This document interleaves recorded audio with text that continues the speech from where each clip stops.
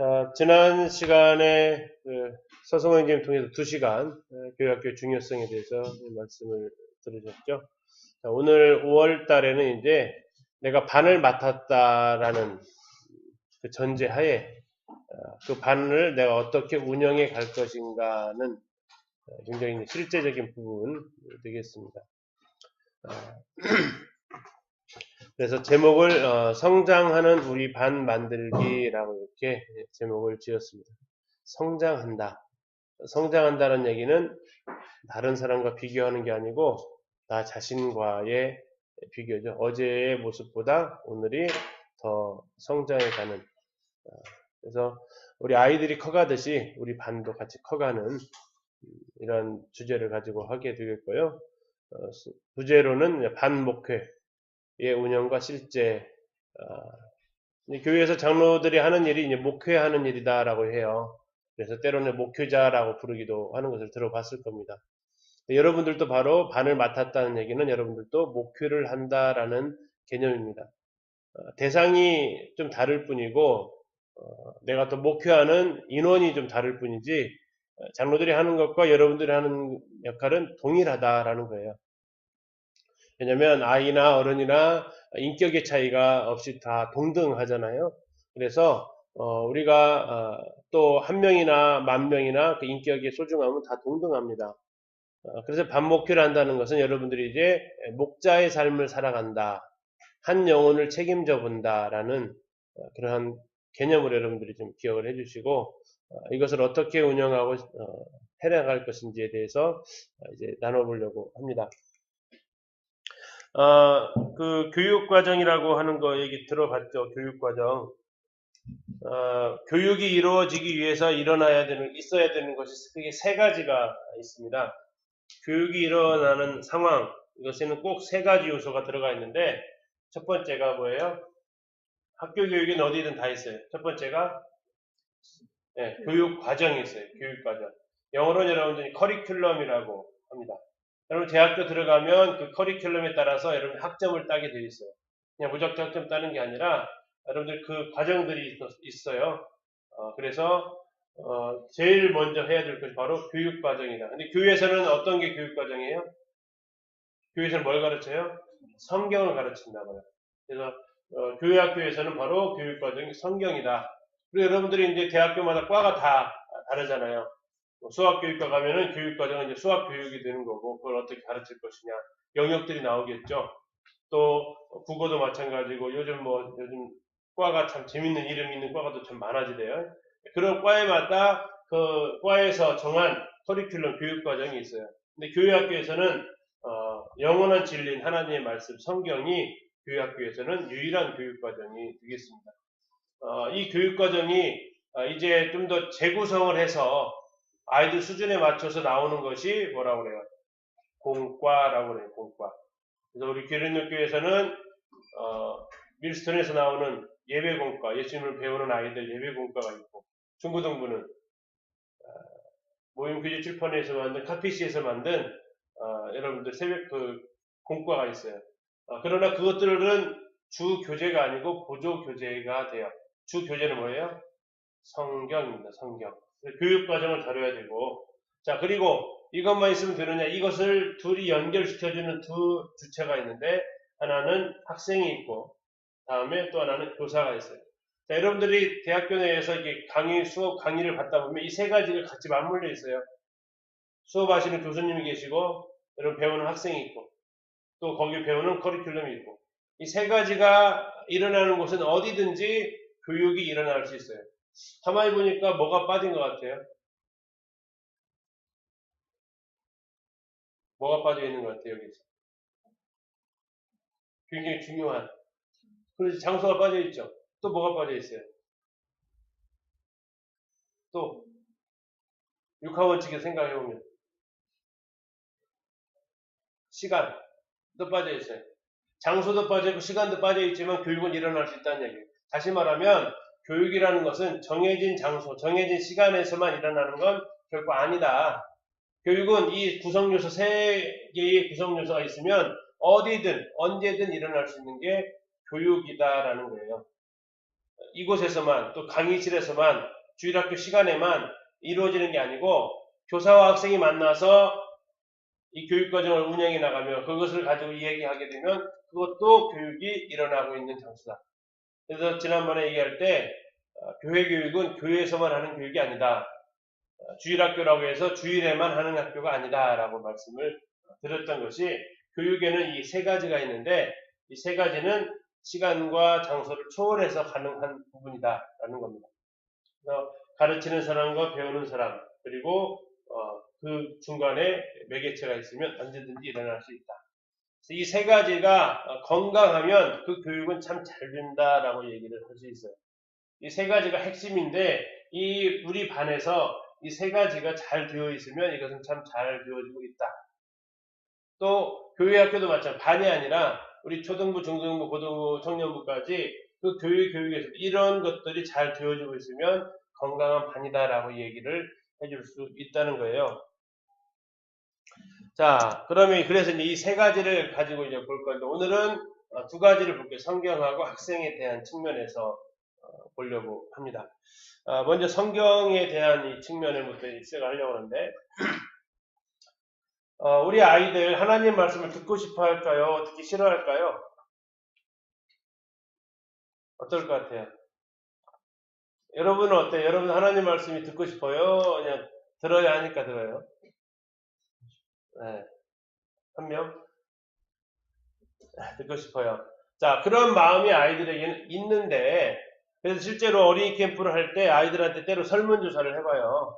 설문조사를 해보면 캠프 기간 동안에 제일 즐거웠던 시간이 무슨 시간이냐 이렇게 물어본 적이 있었어. 어린이 캠프를 할 때. 근데 선생님들 다들 뭐 운동이다 또 레크레이션이다 또 뭐 식사 시간이다 이렇게 나올 줄 알았는데 의외로 40% 넘게 말씀 시간으로 나왔어요. 선생님들이 그 설문조사를 통계내면서 한번 신선한 충격을 받았어요. 이러네 아이들의 반응이. 그런데 그럼 뭐가 문제였을까? 왜 아이들이 말씀 시간에 좋을까?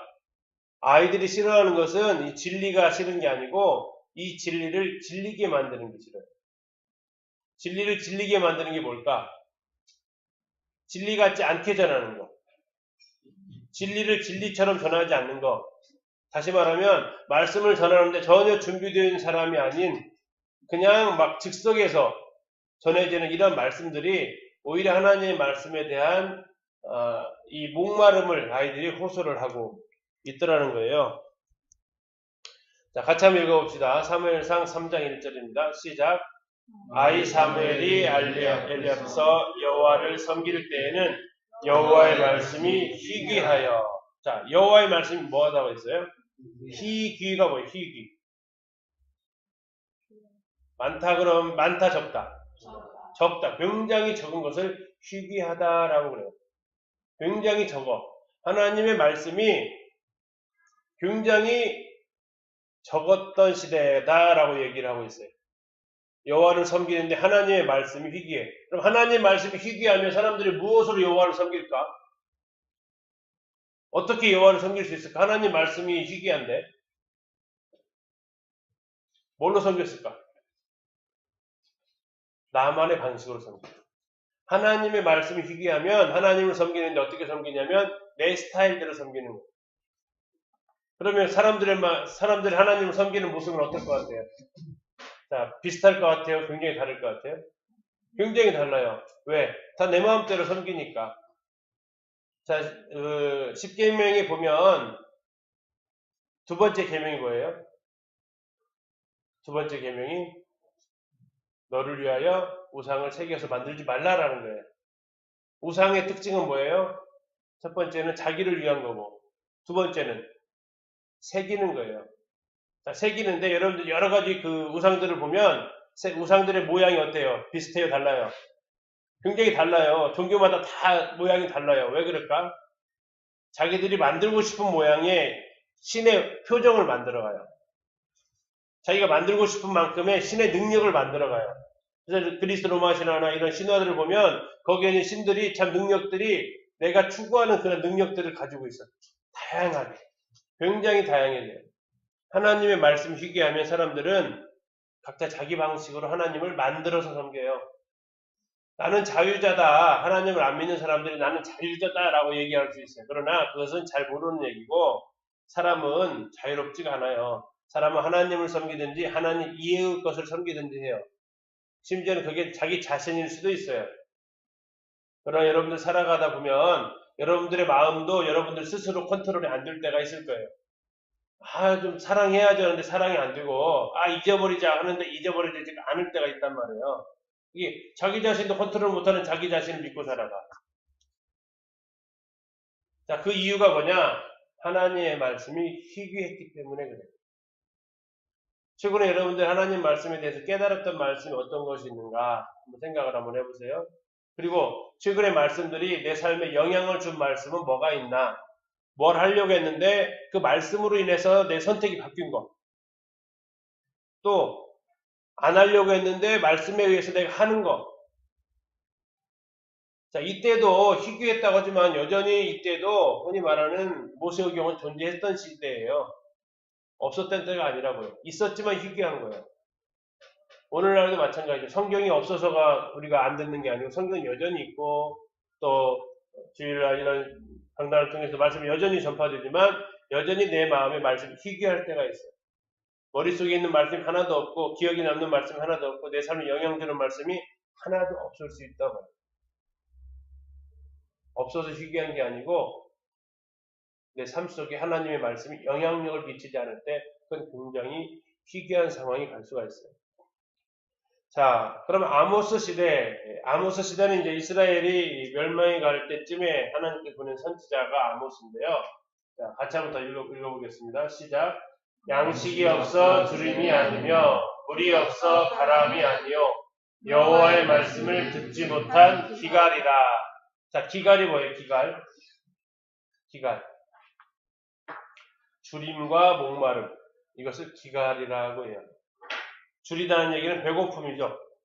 배고프고, 다음에 가람은 목마르고. 하나님의 말씀이 이제 희귀한 상태를 넘어 서버렸어요. 희귀하다는 얘기는 없지는 않아. 있어. 근데 지금의 이 아모스로 가니까 없어. 여호와 말씀 아예 듣지를 못해. 왜 듣지 못할까? 전해주는 사람이 없단 말이야. 전해주는 사람이 없어. 지금이야 우리는 성경을 가지고 있어서 우리가 개인적으로 볼 수 있지만 이때 당시는 두루마리라는 커다란 성경이 있어서 그들이 하나님 말씀을 들으려면 어디로 갔어야 될까요? 성전으로 가거나 회당으로 가요. 회당 그때는 없었으니까 성전으로 가야 됐어요. 가지 않으면 들을 수가 없어요. 제사장 레위인들이 읽어주지 않으면 들을 수 없었던 시대야. 그래서 그들은 아예 여호와의 말씀 듣지 못했다는 얘기는 제사장이나 레위인들이 하나님의 말씀을 전하지 않았다는 얘기예요.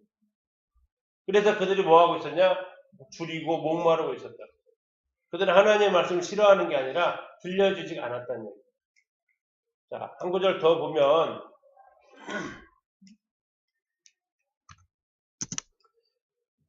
자, 이제 신약 시대로 가면 이렇게 표현하고 있어요.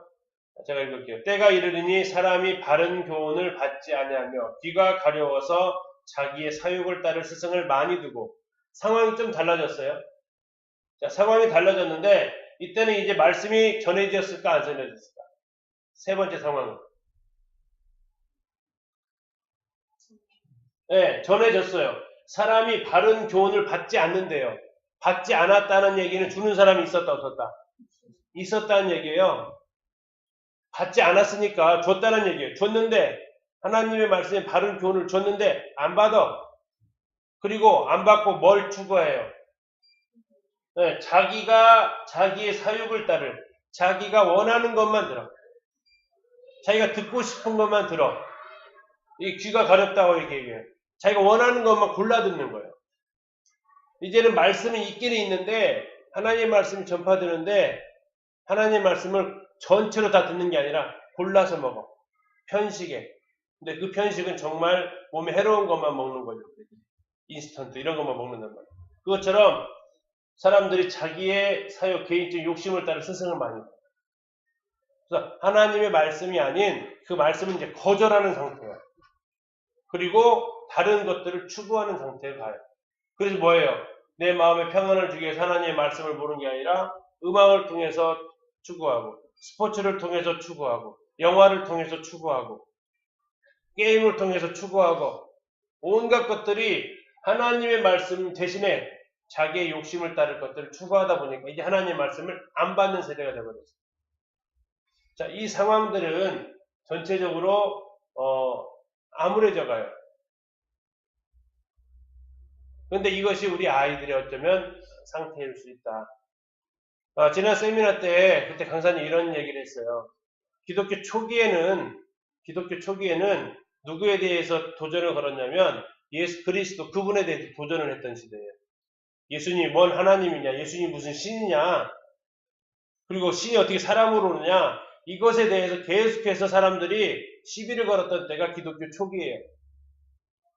두 번째 고비는 사람들이 어디에다가 시비를 걸었냐면 교회에다가 시비를 걸었어요. 교회에 대해서. 그래서 나중에는 거기서 그렇게 계속해서 교회가 부패하고 정치와 교회가 손을 잡으니까 나중에 종교개혁이 일어나요. 종교개혁. 그래서 교회에 대해서 다시 회복하자라고 부르짖게 되죠. 그리고 나서 이 교회에 대한 시비가 끝나고 나서 이 세 번째 도전의 시대는 무슨 시대냐? 성경에 대한 도전의 시대예요. 성경에 대한 도전은 어디서부터 출발을 하냐면 진화론이 나오면서부터 본격적으로 출발을 하게 돼 있어요. 진화론은 과학이 아니에요. 과학책이 우리나라에 과학책에 실려있지만 진화론은 신앙이에요. 신앙. 그래서 그들은 하나님을 배격하는데 대표적으로 하나님의 말씀을 부인하고 시작을 해요. 지금은 성경에 대해서 도전하는 시대예요. 흔히 말하는 자유주의 신학이라는 것들이 많이 퍼져 있는데 성경에서 기적을 다 빼버렸어. 상식적으로 이해되지 않는 말씀들은 다 빼버리기 시작해요. 그리고 마치 도덕책으로 받아들여요. 성경을. 그래서 지금의 이 세대는 바로 이 진리에 대한 도전의 세대예요. 하나님의 말씀을 여전히 이런 상태로, 이것이 옛날의 상황이 아니고 이 세 가지 상황은 그래서 어쩌면 지금 우리가 처한 상황이기도 하다는 얘기예요. 자, 이런 주체적인 상황 가운데 있는 게 누구냐? 바로 구약에서는 레위인과 제사장들이었고 신약에서는 바로 하나님의 말씀을 맡은 교사들이 그 일을 했는데 오늘의 교회학교에서는 그 일을 누가 감당하고 있냐? 교사들이 그 일을 감당하고 있죠. 자, 에스겔 34장 2절 같이 읽겠습니다. 시작. 목자들이 양떼를 먹이는 것이 마땅하지 아니하냐? 자, 목자의 임무 중에서 두 가지가 있는데 지난번 얘기했어요. 뭐가 책임이라고 그랬어요? 예수님께서 요한복음 21장에 베드로한테 시켰던 두 가지를 있어요. 네가 나를 사랑하면 내 양을 먹이라. 두 번째, 치라, 돌아봐라, 돌봐라. 이것이 목자들이 해야 될 두 가지 일인데 지금 에스겔 선지자를 향해서 하나님께서 책망하시는 거예요. 목자들이 양떼를 먹이는 것이 마땅하지 아니하냐. 이건 목자들이 당연히 해야 될 일이라는 얘기예요. 두 가지 책무 중에 하나니까. 그러면 이렇게 말하고 있다는 얘기는 그들이 먹였다, 안 먹였다? 안 먹이고 있더라 이거예요. 안 먹이고 있더라. 그래서 책망하는 거예요. 이 에스겔 34장 가서 읽어보면 이 목자들이 이 양들이 먹고 마시는 거예요. 먹을 풀 마실 물이 굉장히 중요한데도 거기에 관심을 안 써. 그래서 양들이 먹을 물을 갖다 흙탕물 만들어버리고 막 이런 일들을 한단 말이에요. 거기에 대해서 하나님 책망하시는 거예요. 양떼를 먹이는 것이 마땅한데 안 하고 있다. 자, 두 번째, 하워드 헨리스가 쓴 말이에요. 여러분들이 나중에 이제 삶을 변화시키는 가르침이라는 책을 읽을 건데 그것의 저자예요. 같이 한번 읽어봅시다. 시작. 성경으로 하나님의 백성을 지겹게 만드는 것은 범죄 행위이다. 성경이 지겨운 시간으로 만든다. 언제 끝나지? 이런 시간으로 만든다. 어쩌다 그럴 수는 있겠지만 늘 선생님 딱 올라가면 막 고개부터 숙여버리는 막 수업 시작한 2분밖에 안 돼. 언제 끝나 이렇게.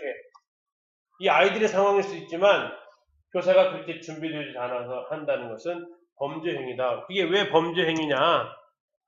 자, 가짜를 진짜처럼 속여서 파는 거 범죄 맞나요?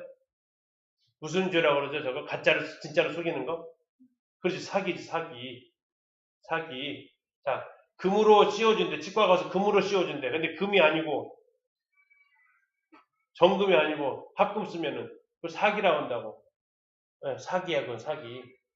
자, 근데 이게 사기라면 밑에 것도 사기일까 아닐까 보세요. 진짜를 가짜처럼 취급하도록 만들어. 또 사기라고.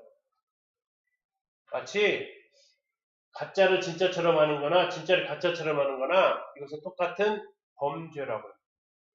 사람들이 진짜를 가짜처럼 하면 그 약을 먹을까 안 먹을까? 안 먹죠. 가짜 약처럼 생각하니까.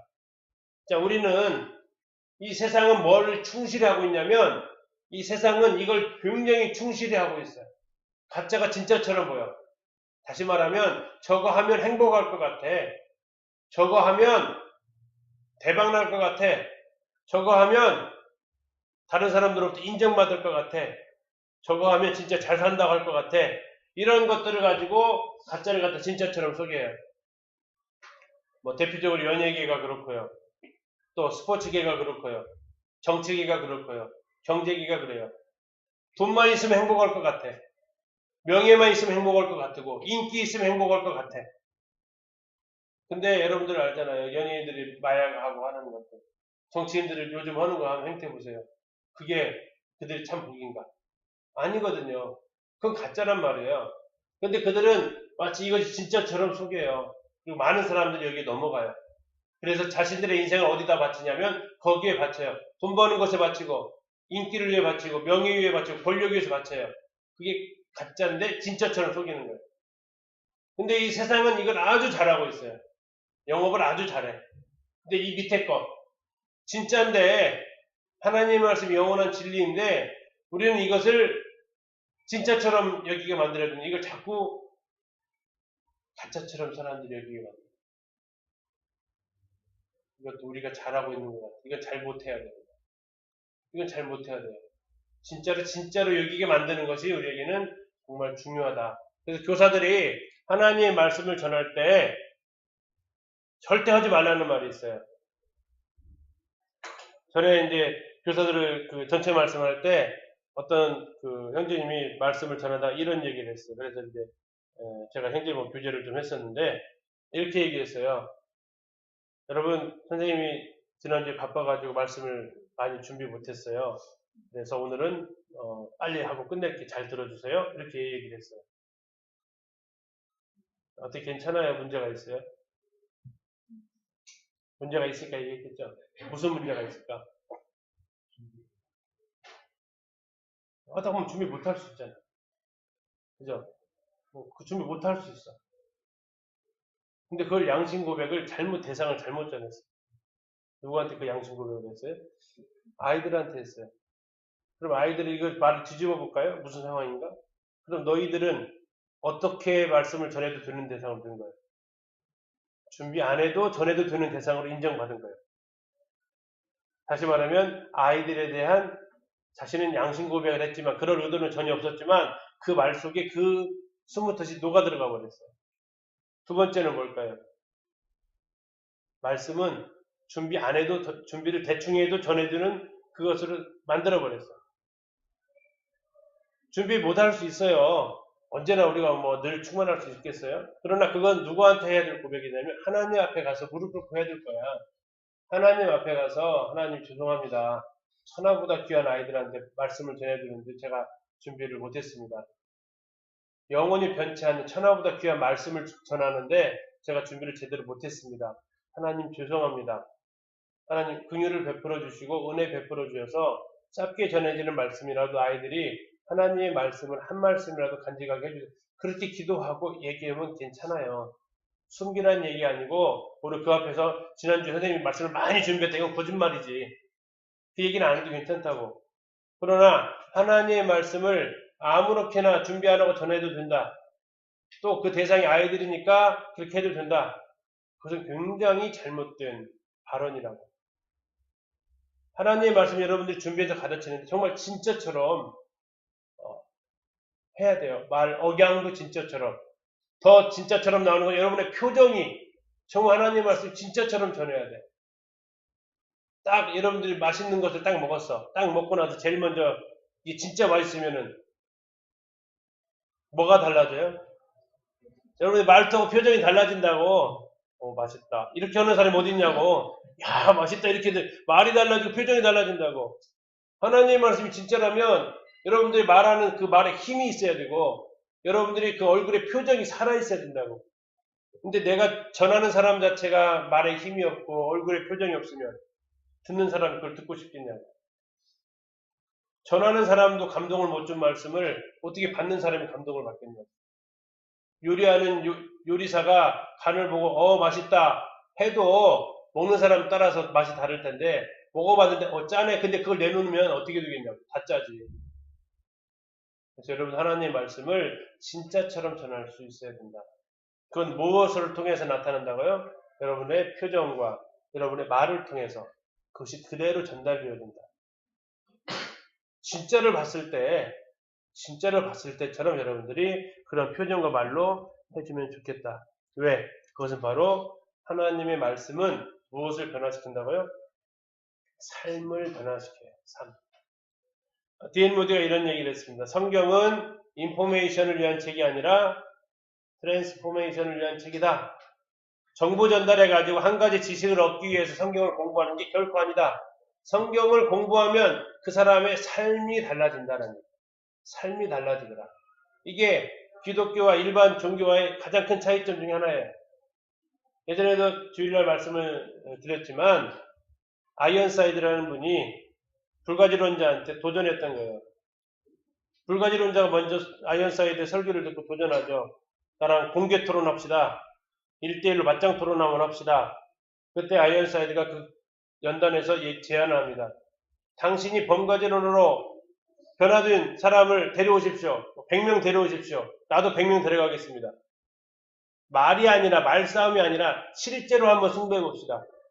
성경을 믿으면서 그 삶이 알코올 중독자가 알코올이 끊어지고 다음에 이혼했던 가정들이 다시 회복되어지고 이러한 실제로 이 삶이 변화된 사람 100명을 데려올 테니까 당신도 데려와 보십시오.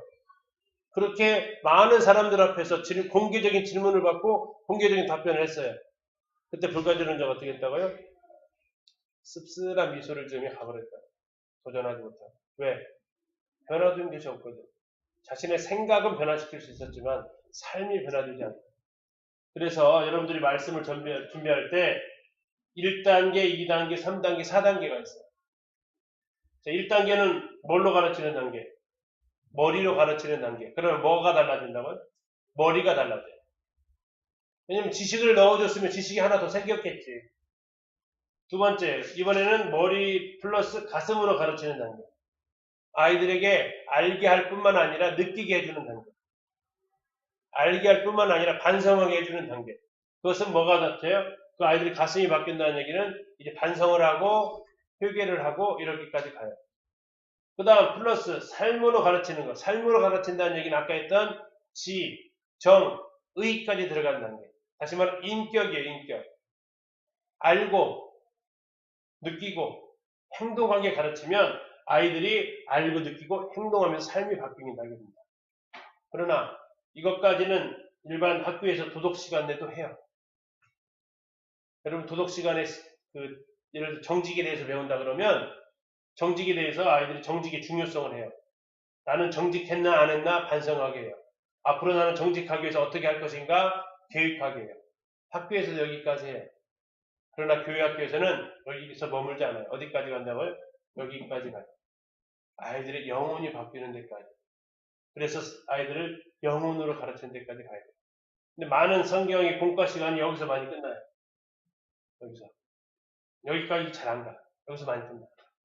뭐 배웠어? 아브람 이야기요. 뭐 배웠어? 삭개오 이야기요. 이야기 뱉고 끝나. 그것을 통해서 그 사람과 나와 연결이 안 돼. 느끼는 게 별로 없어. 그러다 보니까 삶에 적용이 안 되고 아이들이 바뀌지가 않아. 우리가 추구하는 것은 이 단계가 아니고 영혼을 바뀌는 단계. 여기까지 우리가 추구하는 것이 바로 우리가 하나님의 말씀을 가지고 해야 될 일이다. 자, 여러분 수학교사의 기본은 뭘까? 수학교사의 기본. 수학교사를 하려면 어떻게 해야 될까? 뭐를 해야 돼요?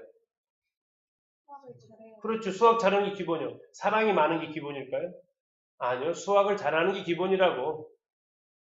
그러면 우리가 아까 했던 대로 교사와 학생이 성경을 가지고 만난단 말이에요. 그럼 그 교사는 학생들에게 성경을 가르치는 것이 교사 임무라면 그 교사는 성경 교사라는 얘기예요. 그럼 그 성경 교사 임무는 뭐예요? 성경을 잘 알아야 돼. 성경을 잘 알아야 정말 교회학교 교사라고 말할 수 있다는 얘기예요. 그리고 그 대상이 어릴수록 성경을 더 잘 알아야 돼. 어릴수록. 어렸을 때 듣는 게 오래 가니까. 어렸을 때 들은 것은 안 잊혀지니까. 그래서 이스라엘의 그 교육에서는 어릴 때 랍비들이 투입됩니다. 어린 아이들 교육할 때, 성경 교육할 때. 그래서 여러분들이 이 교사의 기본은 하나님의 말씀 아는 건데 그 하나님의 말씀의 대표적인 사람이 바로 에스라서에 나온 이 사람이에요. 자, 우리 형제님들 한 구절씩 좀 찾아서 봅시다. 우리 도원자매님 에스라 7장 6절, 지연자매님 에스라 7장 12절, 이내자매님 에스라 7장 10절, 지나자매님 디모데후서 2장 15절, 주혜자매님이 사도행전 27장 25절, 다음에 지원형제님이 마태복음 23장 1절에서 3절, 다음에 성빈이 고린도전서 11장 1절. 일단 6명, 7명 이렇게 한번 읽어주시면 좋겠습니다. 자, 먼저 에스라를 소개하는 거예요. 에스라는 누구였느냐? 에스라 7장 6절. 자, 도원장 읽어주실래요? 에스라 7장 6절. 이 에스라가 바벨론에서 올라왔으니 그는 이스라엘의 하나님 여호와께서 주신 모세의 율법에 익숙한 학자로서 그 하나님 여호와의 도우심을 입음으로 왕에게 구하는 것은 다 받은 자이더니. 예, 뭐에 익숙하다고 했어요? 뭐에 익숙해요? 율법에. 율법에 익숙하대요. 자, 익숙하다는 게 무슨 뜻일까? 익숙하다. 여러분들이 혹시 하는 것 중에서 익숙한 거 있어요? 쉽게 표현하면 안 보고도 할 수 있는 거. 밥 먹기. 또 뭐 저기 타자 잘 치는 사람은 키보드 보고 쳐요? 아니면 화면 보고 쳐? 익숙한 사람은 화면 보고 치겠죠? 다음에 스마트폰에 익숙한 사람 문자 보낼 때 어떻게 볼까? 문자 보고 쳐? 아니면 화면 보고 쳐? 딴 데 보고도 칠 수 있어. 딴 데 보고도 칠 수 있어. 자, 만약 요리사다. 요리사가 칼로 뭐 물을 썰든 뭐를 썰든 쓸 때 익숙한 사람은 뭘 보고 할까? 어디 보고 쓸까? 물을 보고 썰까? 다른 데 보고 썰까? 다른 데 보고 썰 수 있어야지. 그게 익숙한 거예요. 자, 여러분 잘 아는 한석봉 이야기. 엄마가 뭐라 그래요? 불을 딱 끄고 나는 떡을 썰 테니까 너는 글씨를 써라. 그랬더니 한석봉이 어떻게 됐어요? 도로 가 그랬죠. 도로 가. 암자로 도로 가. 왜? 익숙하지 않은 거죠. 엄마가 그걸 통해서 네가 익숙했다면 안 보고도 썰릴 수 있어야 된다. 그런데 상태를 보니까 불 꺼놓으니까 엉망이야. 불 켜놓고 누가 못 쓰냐. 익숙하지 않은 거다. 도로 가. 나는 어떻대? 나는 썰으니까 익숙하니까 촥 똑같아진다. 익숙하다는 게 그거예요. 내가 하나님 말씀에 익숙해야 된다고. 하나님 말씀 어떤 요절을 대면 그것이 무슨 책에 있는지도 알아야 되고 또 하나님 말씀에서 이 낱말의 뜻이 뭔지도 알고 이런 게 익숙하다라는 얘기예요. 가만히 있어봐. 사전 좀 찾아볼게. 가만히 있어. 어디서 많이 듣던 말씀인데 검색 좀 해볼게. 이러면 익숙하지 않은 거라고. 자, 에스라는 익숙한 사람이에요. 다음에 지원자님 7장 12절. 모든 왕의 왕 아닥사스다는 하늘의 하나님의 율법을 완전한 학자 겸 제사장 에스라에게. 자, 뭐라고 표현하고 있어요? 율법에 완전하대요. 와, 율법이 완전하대요. 완전하다는 뜻이 뭘까? 하나님의 율법이 완전하다.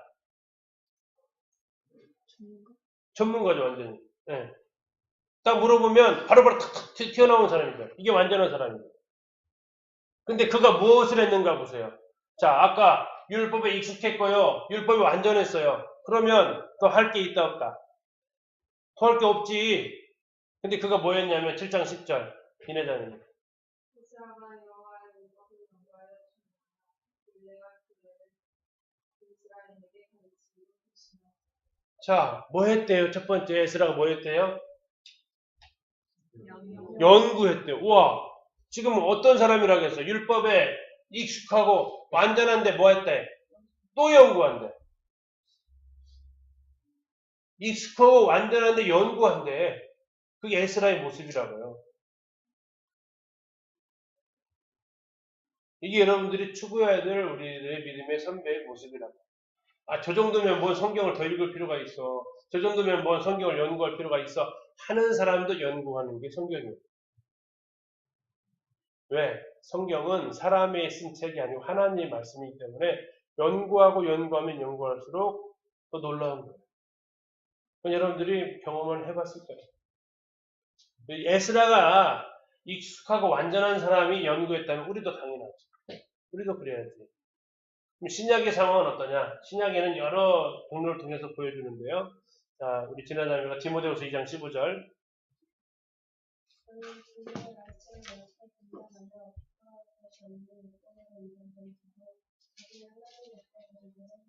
말씀을 옳게 뭐 해야 된다고요?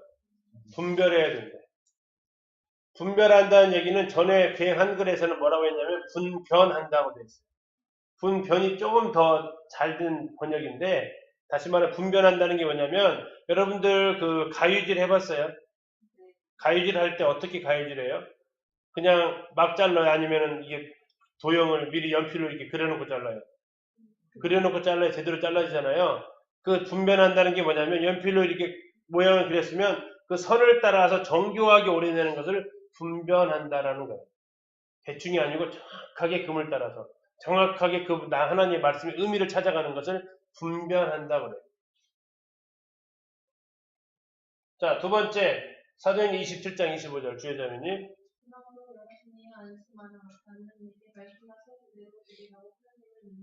자, 누가 한 말이에요?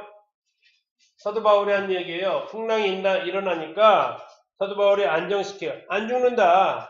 지난번에 하나님 나한테 말씀하셨고 나는 그 말씀이 어떻게 된다고요? 말씀들을 들 줄 뭐 한다고? 확신한다고. 여러분들이 전하는 말씀 여러분들이 믿고 있어야 된다. 성경에 이렇대. 이러면 안 된다고. 가끔 이제 우리 청년들을 얘기하면서 때로 주의를 줄 때가 있어요. 우리들이 말이 습관이 자 어떻게 해야 지난번에 우리 양익부 시간에 했던 사람이 현선이 그때 뭐라고 한번 얘기했었어? 기억나? 같아요. 같아요. 여러분들은 말을 하는 습관 속에서 자 오늘 말씀을 보니까 전도해야 될 것 같아요. 같아요. 굉장히 많아요.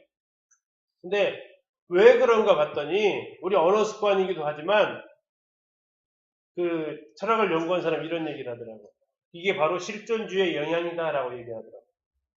실존주의가 뭐냐면 실제로 존재하진 않는데 존재한다고 여기는 것을 실존주의라고 해요. 실제가 아닌데 실제처럼 여기는 거예요. 그러면서 오늘날은 하나님도 하나님이 살아계시다라는 것을 사실로 받아들이는 사람하고 하나님이 살아계시는 걸로 여기는 사람하고 두 부류가 있다 이거예요. 그 사람의 말은 다르다. 어떻게? 하나님은 살아계십니다. 이렇게 말하는 사람이 있는가 하면 반대로 하나님이 살아계신 것 같아요. 얘기하는 사람이 있다. 같지만 굉장히 차이가 다르다. 하나님은 살아계십니다라는 것은 팩트의 사실에 근거한 믿음이고 살아계신 것 같아요라는 얘기는 사실에 근거한 게 아니라 내 믿음에 근거한 믿음이에요. 그랬으면 좋겠다라는. 근데 사도 바울은 이 상황에서 뭐라 하냐면 나는 하나님의 말씀대로 될 줄 확신한다라고 얘기해요. 하나님의 말씀대로 될 것 같아요가 아니고 하나님의 말씀대로 된다라고 말할 수 있어야 된다. 이게 확신하는 거예요. 다음 지원 형제 마태복음 23장. 이에 예수께서 무리와 제자들에게 말씀하여 이르시되 서기관들과 바리새인들이 모세 자리에 앉았으니 그러므로 무엇이든지 그들이 말하는 바는 행하고 기대 그들이 하는 행위는 본받지 말라. 그들은 말만 하고 행하지 아니하고. 자, 하는데 뭐는 안 한다고요? 말은 하는데 행하지는 않아. 그 사람을 뭐 하지 말아라? 본받지 말아라. 그럼 뭘 본받으라는 얘기예요, 뒤집으면. 말한 대로 행하는 사람. 말한 대로 사는 사람. 그 사람이 정말 우리가 본받아야 될 사람이다. 성빈이 고린도 11장이었죠. 내가 그리스도를 공부하는 자와 같이 너희의 말을 공부하는 자와 자, 사도 바울을 본받아야 될 이유가 뭐예요? 왜 우리가 사도 바울을 본받아야 돼? 사도 바울이 누구를 본받았어? 예수님을 본받았으니까 우리가 사도 바울을 본받는 게 아니라 정확히 표현하면 예수님을 본받은 사도 바울처럼 우리도 예수님을 본받으라는 얘기예요. 나를 본받으라는 얘기 아니고 내가 예수님을 본받았지 그러니까 너희들도 예수님을 본받아. 더 정확하게는 이런 표현이라고. 그럼 아이들한테 얘기하는 거예요. 어떻게 얘기하는 거예요? 나처럼 해봐 라고 말할 수 있어요. 돌격 앞으로가 아니고 나를 따르라 라고 말할 수 있어야 됩니다. 이게 지금 하나님의 말씀을 가르치는 이게 지금 에스라가 하는 모습이에요. 연구하고 준행해서 가르쳤어요. 준행해서 가르친다는 얘기는 내가 뭐 실천하면서 가르쳤다. 나처럼 해봐 라고. 자, 그러면 이 교사들이 하나님의 말씀을 어떻게 가르쳐야 되느냐? 4단계를 여러분들이 좀 보면 아까 방금 읽었던 고린도서 11장 1절에 내가 예수 그리스도를 본받은 자 된 것 같이 너희는 나를 본받으라. 모범을 보이는 거라고. 모범. 다른 말로 하면 요한복음 13장 15절에서는 내가 스승이 되어 너희 발을 씻겼으니 너희도 서로 발을 씻기는 것이 마땅하다라고 얘기하면서 예수님이 모델을 보여줬다는 얘기예요. 나같처럼 해라. 다음에 가장 특유의 교수법은 뭐냐면 성육신인데 말씀이 육신이 되어 우리 가운데 거하는 것. 성육신의 가장 큰 초점은 뭐냐면 하나님이 사람이 됐다는 거잖아요. 내가 아이들처럼 되는 게 최고의 교수법이다. 그리고 그 속에서 사는 거. 아이들과 함께 사는 거. 이게 최고의 교수법이다. 따라해보라는 것보다 더 큰 것이 바로 같이 사는 것. 그러면서 예수님께서 어떻게 하셨냐? 예수님께서 가르쳤던 것은 행하시며 가르치셨다라고 나왔어요. 예수께서 행하시며 가르치셨다. 행하시며 가르치셨다. 아이들하고 최고의 방법은 큐티해라라고 말하는 게 아니라 같이 큐티하는 게 제일 좋고 선생님도 큐티하고 하는 거. 때로 이런 분도 계세요. 암송 요절을 하는데 선생님이 암송 요절 체크를 성경 보고 해야 될까? 선생님 외운 걸로 해야 될까? 선생님 외운 걸로 해야 되잖아. 근데 성경 보고 체크하고 있으면 아이들이 말은 안 하지. 선생님 못 외웠네. 이런 말은 안 하지. 근데 알지. 여러분들도 알잖아. 여러분 뭐 중고등학교, 고등학교 때는 눈치가 바삭하잖아. 선생님 지금 알고 가르치는지 모르고 가르치는지 다 안다고. 그래서 어떻게 해야 되느냐? 행하며 가르치는 거예요. 전도하라고 했으면 선생님 전도하는 거예요. 제일 좋은 것은 같이 전도하는 거고 같이 전도하면서 알려주는 거고 그 다음에 전도하라고 시키는 게 아니다 라는 얘기예요. 행하며 가르치는 거다. 어떻게? 성육신에서 아이들의 눈높이에 같이 들어가서 가르치는 것. 이게 여러분들 성경을 가르치는 굉장히 중요한 방법이다라고 말씀을 드립니다. 자, 성경을 잘 배우면 어떤 일이 일어나느냐 나오는데요.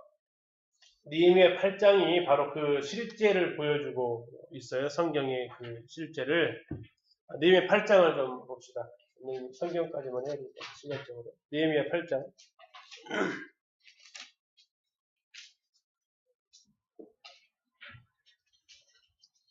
자, 1절에 보시면 자, 누가 율법책을 가져와 달라고 했는지 한번 보세요. 누가 가져와 달라고 했어요?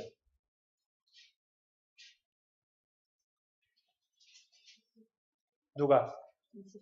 이스라엘 자손 모든 백성. 자, 보면 1절에 보시면 모든 백성이 일제히 수문학 광장에 모여 학사 에스라에게 여호와께서 이스라엘에게 명령하신 모세의 율법책을 가져오기를 청하며 했어요. 누가? 모든 백성이. 다시 말하면 아이들은 하나님 말씀을 듣고 싶어 한다라는 얘기예요. 아이들은 그 필요를 느끼고 있다. 하나님 말씀에 대한 필요를 느끼고 있다. 아이들이 하나님 말씀 듣고 싶어서 교회 학교에 와야 되는 게 정상적인 모습이에요. 자, 두 번째. 그들이 그럼 하나님의 말씀을 이렇게 읽었어요. 2절에 보니까 일곱째 달 초하루 나팔절입니다. 이것은 제사장 에스라가 율법책을 가지고 회중앞 곧 남자나 여자나 아이들을 알아들을 만한 모든 사람 앞에 이르러 3절 같이 읽습니다. 시작. 수문앞 광장에서 새벽부터 정오까지 남자나 여자나 알아들을 만한 모든 사람 앞에서 읽음에 뭇 백성이 그 율법책에 귀를 기울였는데 경청했다라는 하나님의 말씀을 그들이 경청했는데 한번 잘 보세요. 몇 시부터 몇 시까지래요? 시간 나와 있었어 방금. 새벽부터 정오까지. 새벽은 몇 시일까? 아무리 빨라도 아무리 늦어도 6시. 새벽이 보통 4시 5시인데 아무리 늦어도 6시부터 정오까지면 정오는 몇 시? 12시. 몇 시간 동안? 몇 시간 동안? 6시간 동안 6시부터 낮 12시, 새벽 6시부터 낮 12시까지 6시간 동안 그들이 뭐 했다고요? 하나님의 말씀을 경청했다고요. 경청했어요. 자, 그러면 그들이 어떤 형태로 경청했을까? 앉아서 들었을까? 서서 들었을까? 서서 들었다는 거예요. 서서 들었어요. 자, 서서 들은 게 어디서 나와요? 어디서 나와요? 5절 보세요. 5절. 8장 5절. 자, 에스라가 모든 백성 위에 서서 그들의 목전에 책을 펼 때에 뭐 했어요? 모든 백성이 일어서니라. 하나님의 말씀을 듣는 자세를 보여주고 있어요. 하나님의 말씀을 듣는 자세. 외국에 가면, 선교지 가면, 캄보디아 갔더니 그들이 예배 시간에 찬양할 때마다 자리에서 일어나. 찬양할 때마다 자리에서 일어나. 그렇게 배웠어. 왜? 하나님 앞에 찬양하는데 어떻게 앉아서 찬양하냐고. 찬양할 때마다 일어서 찬양해. 경배하는 모습을 행동해요. 자, 책을 폈더니 모든 백성이 일어섰다고요. 그 다음에 그러면 이렇게 했는데 6시간 동안 어떻게 들었을까? 계속 읽었을까? 아니요. 계속 읽어진 게 아니에요. 그들이 어떻게 했냐면 설명을 해줘요. 설명을. 7절 끝에 보세요. 7절 끝에 레위 사람들은 백성이 제자리에 서 있는 동안 서 있었어요. 서 있는 동안 그들에게 뭐 했다고? 율법을 깨닫게 하였어요. 깨닫게 했다는 얘기 뭐냐면 설명해 줬다는 얘기. 이게 무슨 뜻인지를 알려줬다는 얘기요. 단순히 성경 읽고 끝나는 게 아니고 그 말씀의 뜻이 무엇인지 이렇게 전달해 줬다고. 깨닫게 해줬다고. 자, 그렇게 깨닫게 해주니까 사람들이 달라졌어. 어떻게 달라졌어요? 사람들이 달라졌어요. 8절 끝에 보세요. 다 깨닫게 하니 7절 끝에 보니까 깨닫게 하였는데 8절 끝에는 그 낭독하는 것을 다 깨닫게 하니 9절 시작. 백성이 율법의 말씀을 듣고 다 우는지라. 뭐 했다고요? 울었대요.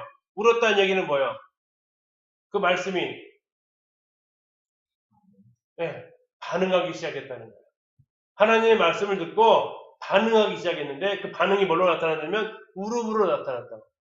왜 울었을까? 신명기 말씀을 이때 읽었는데 왜 울었을까?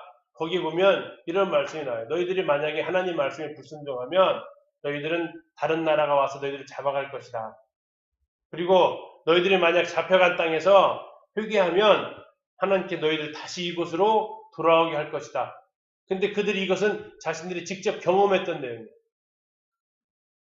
바벨론한테 포로로 끌려갔던 것들이 자기들의 조상이었고 부모 할아버지였고 다음에 돌아왔던 게 자기 자신이야. 하나님의 말씀을 보니까 하나님의 말씀대로 그대로 됐고 이렇게 된 것이 하나님을 원망할 일이 아니라 우리의 책임이구나. 그리고 그 약속대로 지키신 하나님 보면서 그들이 말씀을 듣고 다 울어요. 혹시 여러분들 중에서 하나님 말씀 듣고 울어본 경험이 있어요? 네.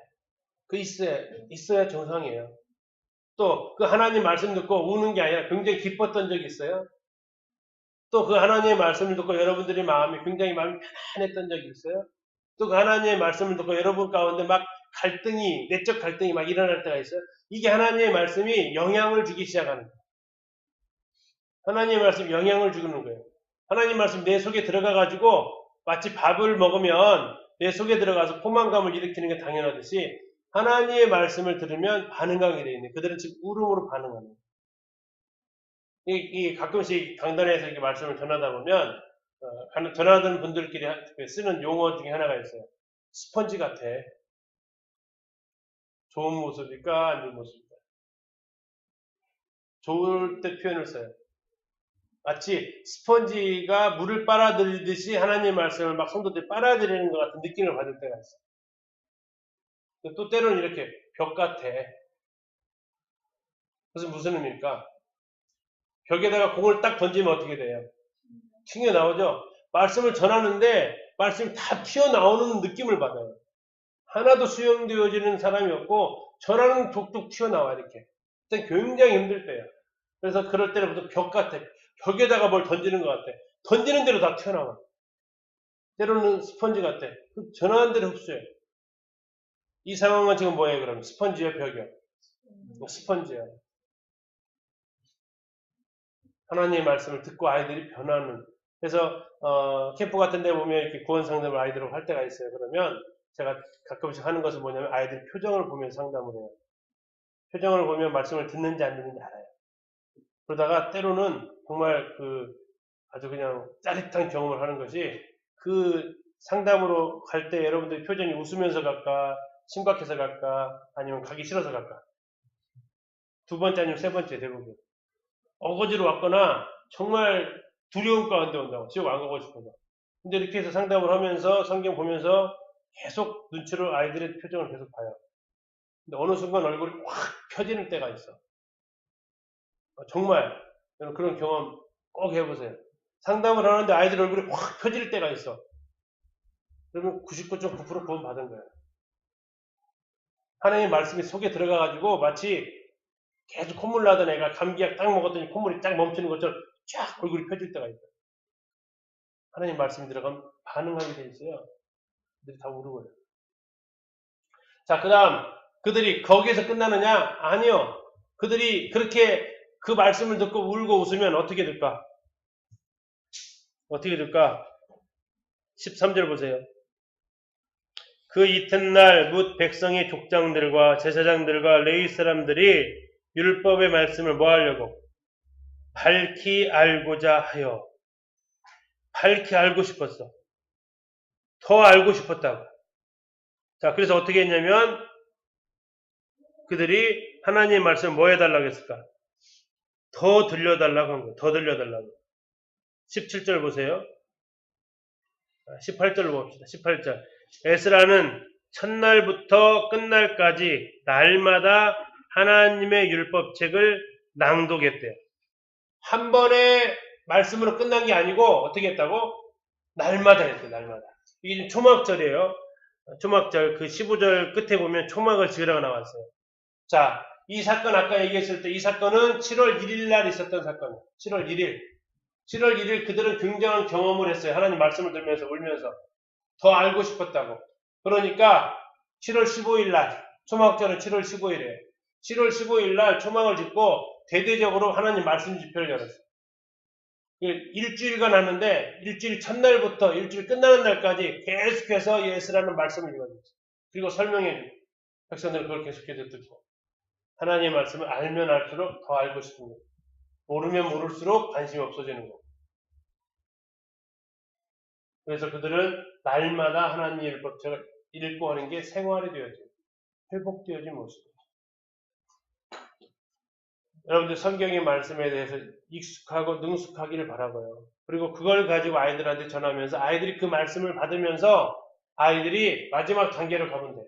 날마다 하나님의 말씀을 읽는 거예요. 날마다 여러분들이 가르친 것을 통해서 하나님의 말씀을 읽고 싶고 알고 싶어 하면 이 여러분들이 맡은 바는 흔히 말하는 성공할 수 있어요. 왜? 하나님의 말씀이 사람을 변화시키기 때문에 그래요. 내 말은 사람을 변화시킬 힘이 없어요. 하나님의 말씀은 사람을 변화시킬 수 있어요. 그래서 우리가 꿈꾸는 것은 뭐냐면 그 말씀이 아이들이 반응해서 아이들이 계속해서 삶 속에서 읽어나가는 것. 그렇게 하기 위해서 그들에게 선행되어져야 될 것이 있는데 뭐냐? 아이들이 하나님 말씀을 듣고 싶어야 된다. 그리고 그 말씀에 대해서 귀를 기울여 들어야 되고 그리고 귀를 기울여 들을 뿐만 아니라 하나님의 말씀을 격려하는 자세가 있어야 된다. 근데 막 주일학교 시간에 가서 보면 막 말씀 시간에 뒹굴고 있고, 중학생 가면은 막 카톡 확인하고 있고, 이러고 있으면 이것이 안 되면 이거 안 일어나요. 그래서 여러분들이 반드시 이런 부분에 대해서 준비 작업. 이건 이제 학생들 몫이에요, 어쩌면. 학생들 몫. 다음 여러분들의 몫은 4번이에요, 4번. 율법을 잘 깨닫게 해줘야 돼요. 그래서 아까 사전에 나온 알아들을 만한 모든 사람들이 모였다고 했는데, 여러분들 다시 말하면 알아듣게 가르쳐야 돼요. 알아듣게 가르쳐야 돼요. 그러면 그 다음에 이것은 하나님께서 하시는 일이에요. 말씀을 들으면서 하나님 성령께서 역사하시면 아이들이 반응하게 돼 있어요. 그러면 이제 하나님 더 알고 싶고 더 성경책을 날마다 가서 읽고 여기까지가 우리가 추구하게 될 교육의 3요소 중에서 대표적으로 성경에 대해서 했는데 성경의 말씀이 아이들의 삶에 영향을 주는 그 과정을 이렇게 살펴봤습니다. 자, 오늘은 여기 성경까지 하고요. 다음 주에는 두 번째 요소인 학생에 대해서 좀 더 살펴보기로 하겠습니다. 자, 잠시 기도하겠습니다.